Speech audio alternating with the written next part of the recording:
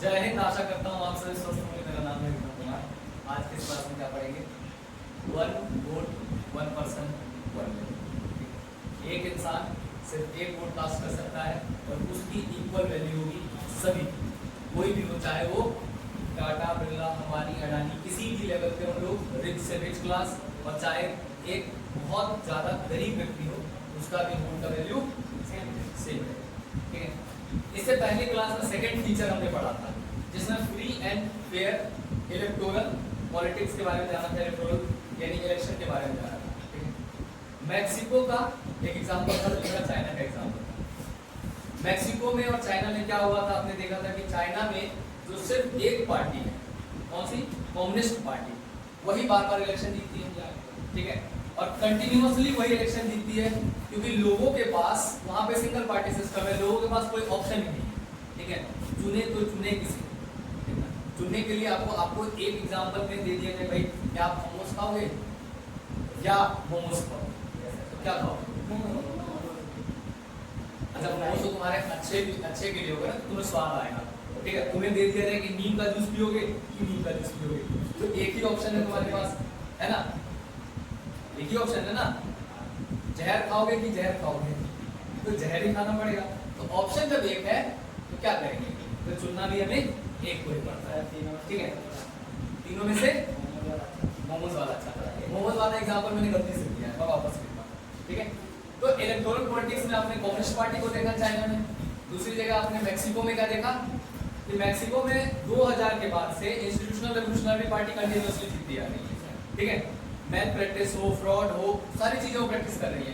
Media उन्हीं को ज़्यादा वैल्यू दिखा रही है, उन्हीं का वैल्यू ज़्यादा दिखा रही है। जो अपोजिशन पार्टी को क्रिटिसाइज कर रही है, जो गवर्नमेंट सर्विसेज में लोग हैं उनको जबरदस्ती मीटिंग में आने के लिए मजबूर कर दिया जा रहा है।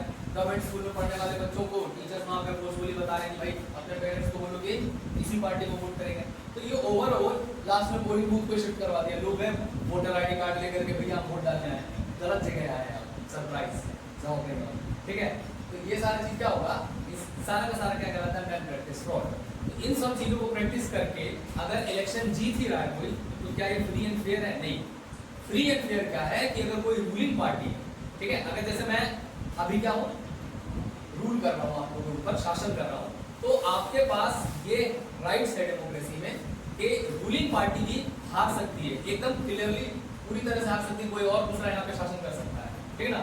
Free and fair chance to lose, मतलब पूरी तरह से मैं हार भी सकता हूँ, ऐसा नहीं हमेशा मैं जीतता ही रहूंगा।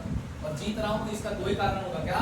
एक तो मैं बहुत अच्छा काम कर रहा हूँ, बहुत मतलब सबसे अच्छा, जितनी भी पार्टीज हैं सबसे अच्छा काम कर रहा हूँ, डेवलपमेंट हो, एजुकेशन हो, हेल्थ हो, इंफ्रास्ट्रक्चर हो, फिर ना डिप्लोमेसी, इंटरनेशनल रिलेशंस की बात हो, हर चीज में मैं बहुत बेहतर काम कर रहा हूँ, तब आप मुझे चुन रहे हो।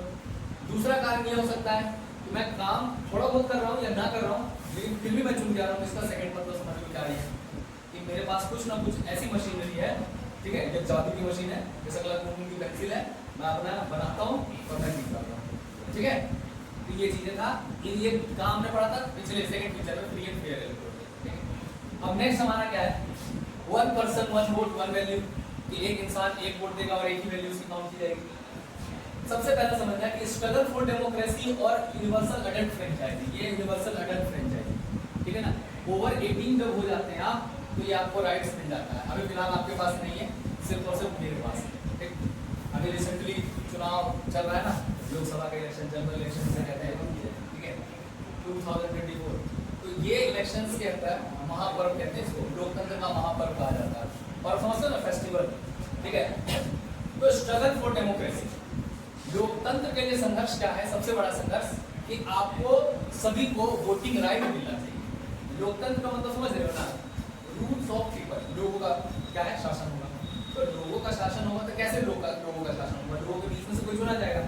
अब चुनने की एक प्रक्रिया है वोट, अब वोट का राइट ही नहीं है तो आप फिर कैसे चुनोगे? ठीक है। तो जो स्ट्रगल है डेमोक्रेसी की, किससे एसोसिएट होता है? यूनिवर्सल अडल्ट फ्रेंचाइजिंग, ठीक है, यानी राइट टू वोट। ओवर 18 जितने भी हैं, मेल हो, फीमेल हो, कोई भी हो, ठीक है, कोई कास्ट, कोई रिलीजन, कोई किसी भी तरह का पैरामीटर नहीं है, सबको इक्वल राइट है, आप वोट कास्ट कर सकते हैं। बस आप 18 से एवर होने चाहिए। दूसरा कंडीशन ये भी है कि आप यहाँ के सिटीजन होने चाहिए, ये नहीं कि आप पाकिस्तान से उठकर बोल दीजिए। ठीक है। दिया है आपने, सही है। देखो ये वीडियो पे जा रहा है, अगर आपने वोट दिया तो वो पोलिंग बूथ होता है ना, वहाँ पे ऐसा होता है रीजनेबल लेवल पे, मतलब क्षेत्रीय लेवल पे ना, कई बार ऐसा होता है कि दूसरे का वोटर आई डी कार्ड लेकर के अपनी आइडेंटिटी बता दी, बता के वोट कास्ट करते हैं, ऐसे कई बार हो जाता है। मतलब ये सब बात बोला मत करो, इसमें सही बात नहीं क्या करो, ठीक है। There are several examples who deny the equal right to vote। अब कुछ एग्जांपल से देखेंगे थर्ड फीचर को जो सपोर्ट नहीं करते हैं, ठीक है। एक है आपका सऊदी अरेबिया का, दूसरा है एस्टोनिया का और तीसरा है फिजी का, ठीक है। तो सऊदी अरेबिया आपने वोट किया है, ये जो बच्चे हैं इन्होंने वोट किया है, इसका मतलब पता है क्या है? या तो ये 18 साल से ऊपर है या तो इन्होंने गलत काम किया है। यहाँ पे आके दिखा दो, ठीक है। चलिए आगे चलते हैं। सऊदी अरेबिया में देखिए women do not have right to vote, ठीक है। अंटिल 2015 तक विमेन को वोटिंग राइट था ही नहीं यहाँ पे सऊदी अरेबिया में, ठीक है। देखिए दो कारण है यहाँ पे, ऐसे समझ सकते हैं आप कि थोड़ा सा इस पर्टिकुलर जहाँ पे ये रीजन है, क्षेत्र है, यहाँ पे वुमेन के साथ डिस्क्रिमिनेशन मोस्टली देखा जाता है, ठीक है ना। तो इसके कारण भी उन्होंने राइट टू वोट से साइड रखा गया हमेशा।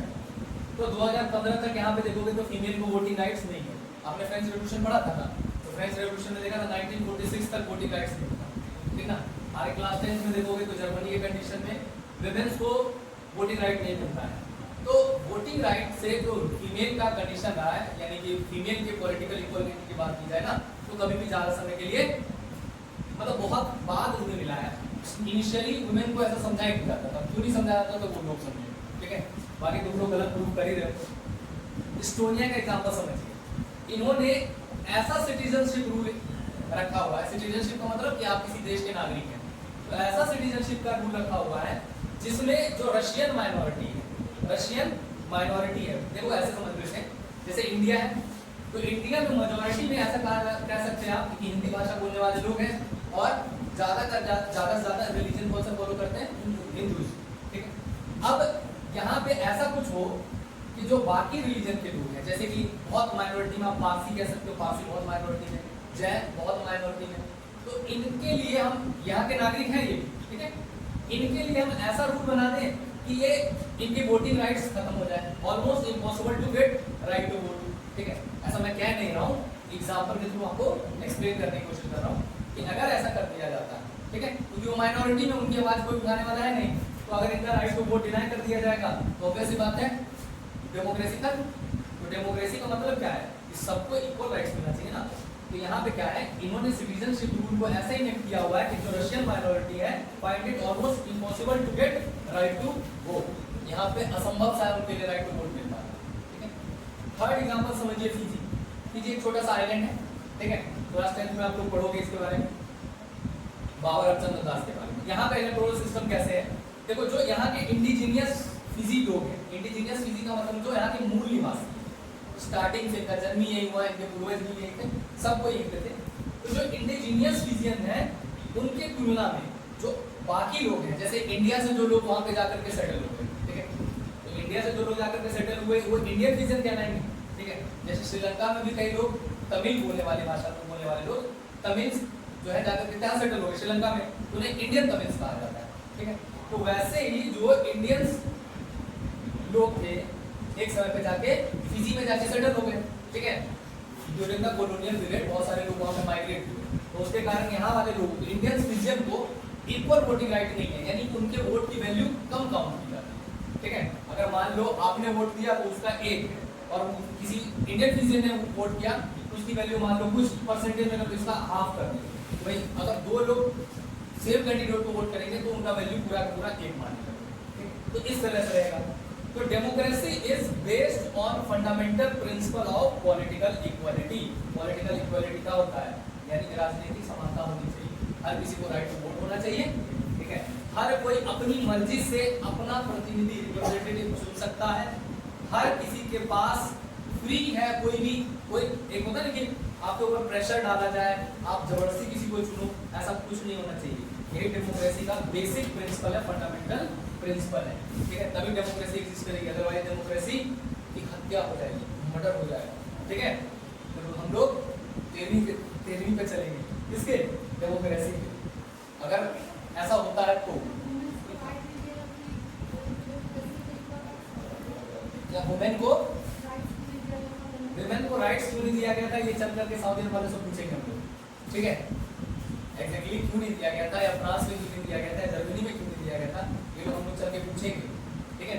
बहुत सारे रीजन रहे, स्पेसिफिक हर जगह का रीजन रहा है, ठीक है ना, क्यों वुमेन को डिनाई किया गया। हालांकि वुमेन ने ऐसा कुछ भी नहीं किया गलत कि उनको डिनाई कर दिया जाए, कैपेबल नहीं माना जाता है। आज की सोसाइटी में भी समझोगे ना तो बहुत सारे जगह पे इक्वल उन्हें नहीं माना जाता है, ठीक है ना। वो डायलॉग अलग बात है, हमारी छोरियों से कम, छोटों से कम है क्या, तो कभी कभी मान लिया जाता है। सर रूरल एरिया में चले जाओगे या फिर बहुत जो कंजर्वेटिव माइंड के लोग हैं उन लोगों के पास चले जाओगे तो वो कम ही मानते हैं, वो नहीं मानते बराबर, ठीक है। तो ये सोसाइटी एक तरह से कहोगे ना, पेट्रियार्कल सोसाइटी है, पुरुष प्रधान जिसे कहते हैं ना, मतलब मेल डोमिनेंट सोसाइटी रहा, तो वहाँ पे फीमेल को उसे कंसीडर नहीं किया गया हमेशा, तो इसलिए राइट टू वोट से उन्हें डिनाई किया गया, ठीक है। और भी अलग अलग स्पेसिफिक कारण रहे हर जगह पे, ठीक। तो थर्ड फीचर ऑफ डेमोक्रेसी क्या हुआ, थर्ड फीचर ऑफ डेमोक्रेसी हुआ इन अ डेमोक्रेसी, लोकतंत्र में ईच अडल्ट मींस 18 प्लस जितने भी हैं citizen must have one vote, must have one value, यानी कि एक इंसान के पास एक वोट है और उसका एक वैल्यू भी होगा, ठीक है। Either he is rich richer और पुअर पुअरेस्ट, डजंट मैटर, ठीक ना। कोई दिक्कत, आई होप सबको समझ में आया, ठीक है।